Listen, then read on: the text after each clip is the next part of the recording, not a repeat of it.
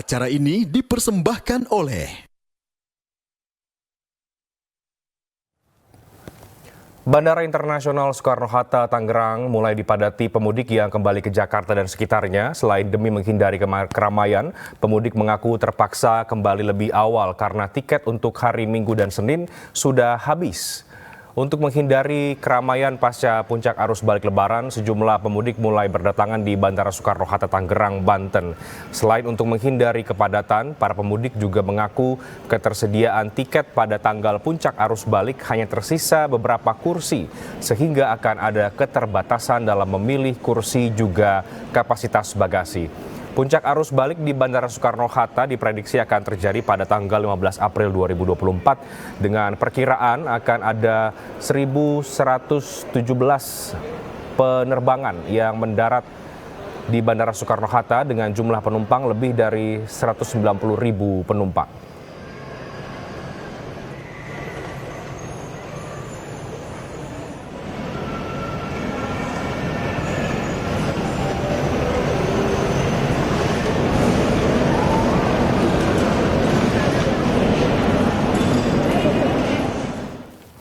Ya, bicara mengenai arus balik, kita tahu juga ada usul WFH atau work from home yang mencuat sebagai antisipasi terjadi puncak arus balik yang menumpuk. Apa yang melandasi ide tersebut dan bagaimana sebetulnya situasi di arus balik pada Lebaran 2024 ini akan dijawab langsung. Kita sudah tersambung dengan Bu Adita Irawati, juru bicara dari Kementerian Perhubungan. Selamat malam Bu Adita, apa kabar Bu? Selamat malam, Renhat. Kabar baik, alhamdulillah. Baik. Terima kasih. Bu Adita, kita bicara mengenai arus balik ya. Kita tahu hari ini Pak Menhub meninjau sejumlah titik dari hitung-hitungan Kementerian Perhubungan. Apakah puncak arus balik itu memang akan terjadi besok, Bu Adita, atau per malam ini pun sebetulnya sudah bisa dikatakan memasuki puncak arus balik? Ya, malam ini kita perkirakan memang sudah mulai memasuki puncak dan akan terus berlanjut sampai besok ya. Ada kemungkinan juga masih akan berlanjut sampai Senin, tetapi puncak yang paling tinggi paling kemungkinan adalah besok di hari Minggu. Ini yang kami antisipasi, itu baik di jalan tol atau arteri maupun juga nantinya di penyeberangan ya. Ini adalah dua titik krusial yang akan mencapai puncak mulai malam ini sampai nanti hari Senin. Antisipasi yang dilakukan oleh Kementerian Perhubungan ini yang seperti apa, Bu Adita? Terutama mungkin di jalur darat ya, yang kita tahu ini menjadi titik yang paling banyak pergerakan masyarakat di arus balik ini. Ya, tentu apa yang sudah kita lakukan di arus mudik yang lalu itu juga akan diimplementasikan lagi ya, sebagai upaya untuk mengurangi beban jalan sehingga akan dilakukan rekayasa lalu lintas.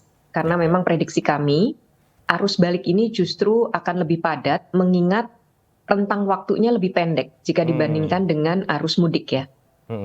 Jadi arus mudik ini sifatnya orang keluar tersebar ke kota-kota, baik itu Jawa Tengah, Jawa Timur, Jawa Barat. Tetapi ketika arus balik itu malah terpusat ke satu titik, kembali ke Jakarta dan kota sekitarnya. Jadi ini yang perlu diwaspadai dan oleh karenanya skema rekayasa lalu lintas tetap akan diberlakukan dan ditambah juga dengan pengaturan dari sisi hulu. Tadi yang sudah disinggung soal ASN diperbolehkan untuk melakukan work from home di tanggal 16 dan 17, tetapi memang maksimal 50%. Jadi ini pengaturan di hulu, artinya bagaimana agar volume orang yang melakukan pergerakan di masa puncak itu bisa kita kurangi, sementara ketika sudah di jalan di sisi hilirnya tadi dilakukan rekayasa lalu lintas. Baik. Nanti kita bicara soal yang WFH ya, Bu Adita. Ini ada gambar terbaru ini, Bu, yang kita dapatkan dari beberapa titik ya. Di Tol Cipali, ada di Lingkar Gentong, ada di Pelabuhan Bakauheni, dan juga Kali Kangkung. Khusus yang kemudian Lingkar Gentong ini, Bu Adita, dari korespondensi kami sejak sore tadi, angka kendaraan semakin meningkat dan terjadi kemacetan yang cukup parah. Ini ada di layar juga. Dari Kementerian Perhubungan, adakah kemudian informasi ya Bu Adita, mengapa kemudian Lingkar Gentong ini mungkin hampir setiap tahun mengalami kemacetan cukup parah ini, Bu Adita? Ya, terus terang Mas, kami di Kemenhub belum mendapatkan informasi terkini ya mengenai kawasan Lingkar Gentong ini. Kami tentu akan koordinasi dengan pihak kepolisian. Namun kami mendapatkan informasi memang di beberapa kilometer di ruas tol Trans Jawa itu ada beberapa yang sangat padat, bahkan kemudian dikeluarkan di jalur tol karena adanya kepadatan masuk rest area. Itu ya. Jadi memang ini kembali lagi soal rest area ini memang masih menjadi tantangan ya. Dan bagaimana kemudian buka tutup itu diberlakukan. Tadi ada beberapa informasi lapangan begitu padatnya sehingga ada istilahnya dikeluarkan dari jalur tol menuju arteri dulu sampai kemudian diarahkan untuk masuk ke pintu tol selanjutnya. Itu memang salah satu upaya mengurangi beban jalan tol ya. Dan bisa jadi di kawasan Lingkar Gentong ini juga demikian. Jadi ini yang mungkin perlu diwaspadai oleh para pemudik yang melakukan arus balik ya. Ikuti informasinya terus itu di informasi yang dari operator jalan tol. Karena secara real time akan disampaikan informasi. Jika padat, apa yang terjadi, dan apa yang disarankan kepada pemudik. Baik, iya. Dan sistem one way dan juga kontraflow itu masih menjadi opsi yang diberlakukan ya, Bu Adita, untuk bisa mengurai kepadatan, mengantisipasi puncak arus balik ini ya? Betul sekali. Jadi kalau kami belajar dari pengalaman mudik dan juga di tahun-tahun sebelumnya, skema-skema ini terbukti sebenarnya efektif ya untuk mengurai kepadatan. Kita kenal ada istilah volume to capacity ratio atau visi rasio. Jadi kalau volumenya kendaraan ini sudah begitu padat sehingga rasionya menjadi lebih dari 0,7, artinya itu kecepatan sudah sangat lambat dan pasti akan sangat padat. Ini memang sudah saatnya diberlakukan rekayasa lalu lintas. Bisa itu one way, bisa itu kontraflow. Nah, ini akan tetap diberlakukan dan kami juga sekaligus menyampaikan ke masyarakat untuk bersiap. Bahkan one way sudah diberlakukan sejak jam 15 tadi, ya dari kilometer 400-an. Ini memang upaya mengurai, ya, dan tentu akan ada konsekuensi atau implikasi ya. Ada kepadatan di arteri dan sebagainya. Tapi sekali lagi, ini memang hal yang harus kita lakukan ya dengan meminimalisir dampak-dampak sehingga nanti di arteri akan dilakukan pengaturan lagi oleh kepolisian daerah. Ini tetap juga diberlakukan Mas, termasuk kontraflow juga akan diberlakukan. Ini kita juga melihat ya Bu Adita di Tol Cipali, Kali Kangkung masih ramai lancar ya, sudah ada skema one way yang diterapkan. Kalau di Bakauheni laporan yang Kemenhub terima soal pergerakan arus balik di pelabuhan seperti apa, Bu Adita? Ya, ini kami punya satu forum koordinasi ya yang real time bersama Kapolda dan operator juga bersama kementerian terkait. Sampai malam ini kelihatannya memang masih ramai lancar. Jadi sepertinya memang puncaknya kemungkinan akan terjadi besok ya, karena malam ini dari sampai tadi pagi kami melihat khususnya untuk pelabuhan panjang yang itu bisa menampung roda 2 dan kendaraan-kendaraan kecil itu baru sekitar 25% Mas yang terpakai kapasitinya. Jadi memang relatif masih landai ya, masih belum ramai gitu.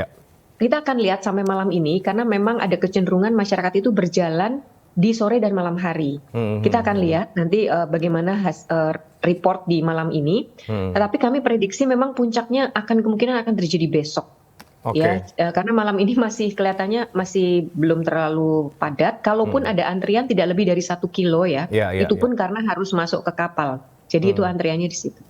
Jadi malam ini mungkin sudah mulai ada peningkatan, tapi puncaknya tetap terjadi besok ya. Nah, opsi lain Bu Adita, adakah selain kemudian kontraflow dan one way mengantisipasi lonjakan misalnya, atau memang cukup optimistis berangkat dari setiap tahun bahwa dua opsi ini masih menjadi opsi yang bisa mengurai kepadatan tadi itu? Ya, ini memang di setiap ruas tol akan punya kondisi yang berbeda-beda ya. Kalau di Trans Jawa, ini memang 3 skema itu sangat efektif ya. Ganjil genap, meskipun saat ini ganjil genap belum kita terapkan, yang sudah adalah one way dan mungkin akan beberapa di lajur-lajur tertentu akan terjadi kontraflow juga. Ini belajar dari pengalaman tahun-tahun sebelumnya dan mudik kemarin, ini cukup efektif, tapi tentu itu tidak hanya itu ya Mas. Yang kedua juga seperti yang tadi saya sampaikan, ada istilahnya delaying area, delaying zone, di mana ada semacam ditahan arusnya dengan cara itu diberhentikan dulu di rest area tertentu atau dikeluarkan ke jalan arteri. Yang ini kami terapkan di tol menuju Merak, ya, dan mungkin nanti di tol menuju Bakauheni juga.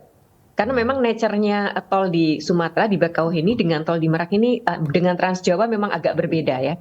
Karena tol yang menuju ke pelabuhan ini tidak bisa semerta-merta kita lancarkan semua karena di pelabuhan akan terjadi penumpukan gitu ya. Jadi memang skemanya akan sedikit berbeda dibandingkan dengan tol Trans Jawa yang itu tolnya panjang sekali.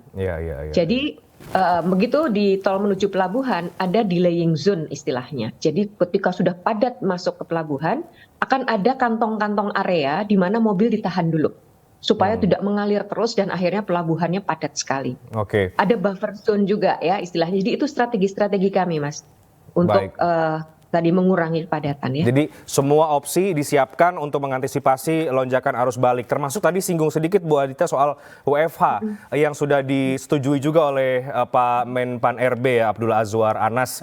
Ini seberapa efektif, seberapa besar dampaknya bisa mengurai kepadatan jika pun terjadi lonjakan arus balik pada arus balik tahun ini, Bu Adita?